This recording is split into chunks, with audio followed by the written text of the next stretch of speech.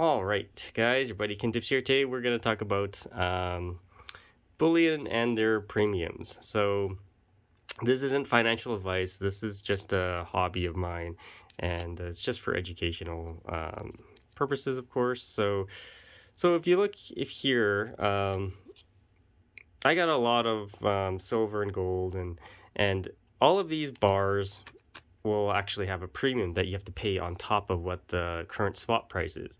And the spot price is basically what the going rate is for gold or silver or anything like that. And here is a bar. And this bar is a 10-ounce silver bar.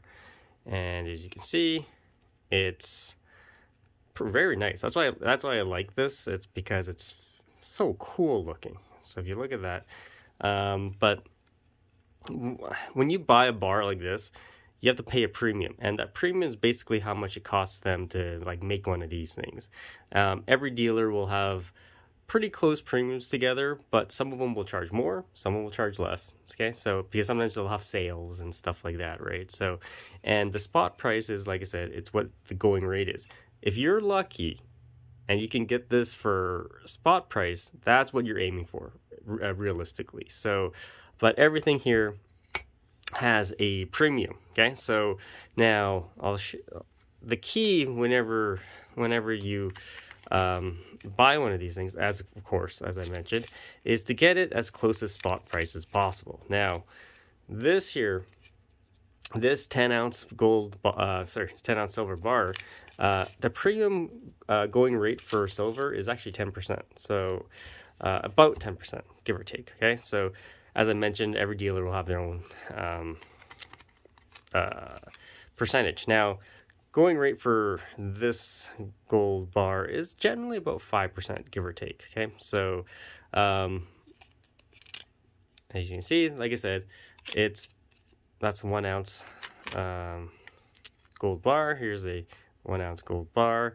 Now this here is what we call fractionated gold, and fractionated gold generally has a higher premium. Okay, so just because it costs them more money, well, it costs them money to mint this exact same bar at this size, right? So basically you pay a little bit more for buying a smaller amount. But if you're like me, sometimes you don't have money or anything like that, and you just want the cool design that this has. Yeah, it has a really nice cool design, and basically you'll just pay a little bit more for that design. So and some of these have really cool, nice designs, right? So, and that's why I like them. Look at that.